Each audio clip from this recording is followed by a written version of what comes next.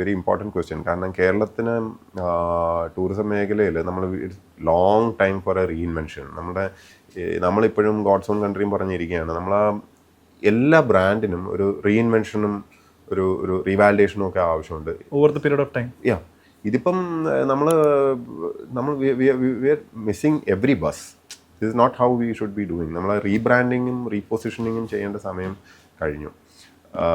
നമ്മളുടെ similar products ഇപ്പോൾ ശ്രീലങ്കയിലും അവിടെ ഇവിടെയൊക്കെ ലോവർ റേറ്റിൽ ലഭ്യമാണ്. ക്വാളിറ്റിയൊക്കെ അവിടെ വേറെ ലെവലിൽ പൊയ്ക്കൊണ്ടിരിക്കുകയാണ്. Competition is like intense.